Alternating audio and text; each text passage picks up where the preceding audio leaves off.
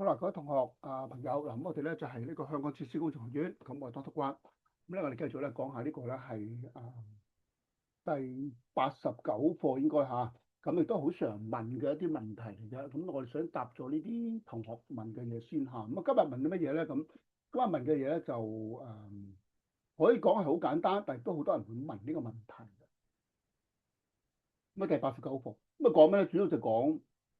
佢話：譬如好似我係 freelance 嘅，我自己做嘢，或者自己做 consultant，或者咧係個 self-employed 嘅，自己開公司，咁得唔得咧？可唔可以考呢個 CNH 或者係Hong Kong IE 咧？咁或者 PE 啦嚇。咁我冇 line manager 得唔得咧？咁嗱，咁當然啦，Hong Kong IE 嗰啲就想問翻 Hong Kong IE 啦嚇。不過咧喺 CNH 嚟講咧，咁我可以代表答一答，因為我都知道 CNH 嗰個要求。咁其他啲問翻學會就最穩陣啲啦嚇。不過咧喺呢度嚟講咧，我哋睇翻 CNH 或者 PE 嚇。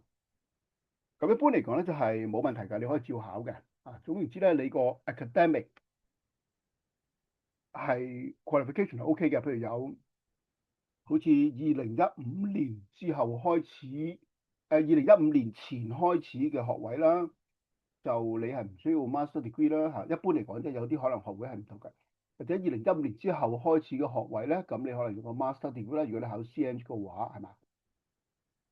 咁譬如好似我1984年畢業嘅，咁就唔需要做一個master degree 啦。雖然我都有讀嘅嚇，咁但係咧就一般係咁。但係個情況就係工作經驗啦。咁你工作經驗咧就係當然你最低限度要有2年嘅 organized training 啦，或者叫 Scheme A 啦，或者叫 MPDS 啦，或者其他方法啦嚇。咁如果你冇嘅話咧，就有4年嘅普通工作經驗。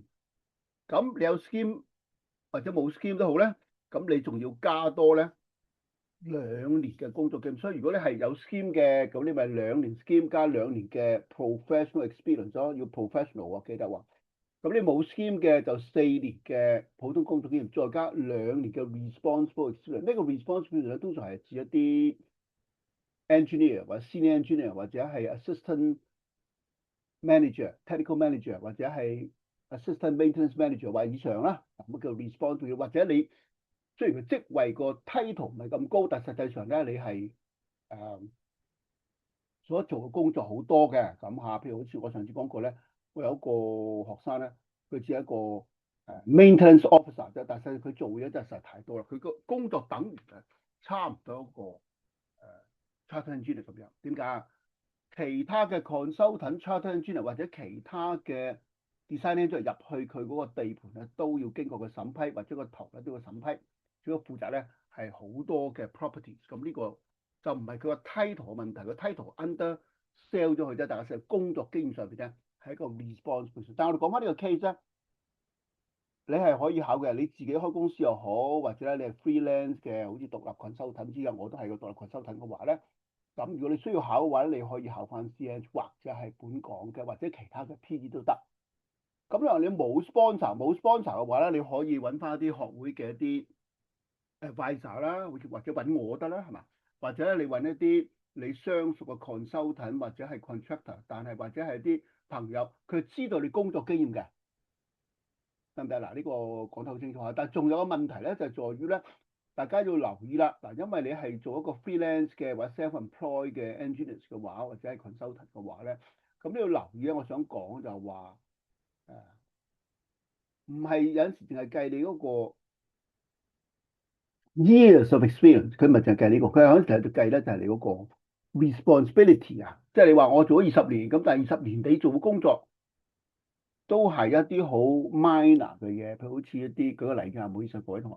咁譬如有啲係真係有咁嘅 case 嘅，佢淨係幫佢屋企做嘢，咁做一啲簡單嘅維修啊、電燈啊，或者簡單嘅電力維修啊，咁呢啲咧就比較難嘅，因為我哋講嘅多數係一啲大型嘅 project 啊，譬如最好就係 capital works 嘅嘢啦，新起嘅 project，起朗豪坊或者起雲海，咁呢啲比較大啲或者複雜啲嘅建築物。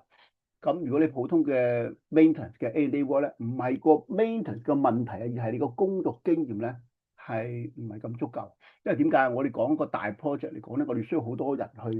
第一個複雜啦，第二就係個時間長啦，裏邊嘅嘢係需要好多人互相溝通啦。目的就係要做一個溝通交往同埋解決問題啊嘛。如果啲簡單嘅 annual lighting maintenance 咁就乜特別啫，冇乜特別啱唔啱啊？啊，或者一啲係 minor 嘅 A work 好細嘅幾萬蚊咁，你就真係好難搞啦，係嘛？所以你起碼做翻啲100萬或者500萬或者1000萬以上嘅工程咧，咁其實就好穩陣啊，得唔得？但係唔緊要嗱，如果你有問題嘅，你揾我都得嘅。總之咧，你揾翻我學校，你可以打電話俾我哋，一係咧就係用個 WhatsApp，WhatsApp 呢個電話都聽到嘅嚇。咁你用 WhatsApp 啦，如果你覺得唔係咁方便嘅，你係想私自 consult 一下，咪打呢個 WhatsApp +85265286900。佢想快啲嘅，你打呢個電話，我哋都有人聽你嘅，應該得唔得？咁總之你有問題揾我哋得啦嚇。咁我都係一個CIBSE 或者係 IME 嘅一個 advisor 啊，關於考 CENG 或者呢個 training 嘅一個 mentor 咁就一樣啦，好嘛？咁遲啲我都會搞埋 IT 嗰個啊，咁啊大家有問題可以揾我啊，得唔得？好，咁我都講到呢先，今日短咗啲，但後期我再講咧，當我哋講到100個之後咧，可能我講啲比較更加實用啲嘅講，喺 interview 嘅時候咧，有啲咩特別嘅巧妙嘢咧，我哋點樣答？尤其是唔係以前講過幾集喎，即係你 interview technique 我哋講過啦，我哋講嗰啲咧係答一個題目嘅時候，點樣技術地咧係能夠令到對方咧係信服你所講嘅，你真係有嗰個知識、工作經驗同埋有能力，得唔得啊？咁繼續聽落去先嗱，我大概講到咧，講埋呢剩翻落嚟嘅11個度咧，咁就101開始咧，我就講啲更加實用啲嘅，喺面試當中，但學生嘅 fail 嘅原因都係喺面試當中嘅問題，或者佢考筆試嘅情況都有，咁我哋都會講下呢個部分。好，咁今日講到呢度停一停先嚇，咁啊有問題記得揾翻我哋6286900，我哋香港設施工程學院，咁我得關，咁亦都好多謝呢個香港設施工程師學會同埋呢個數據中心工程師學會嘅贊助，好多謝你，拜拜，謝謝。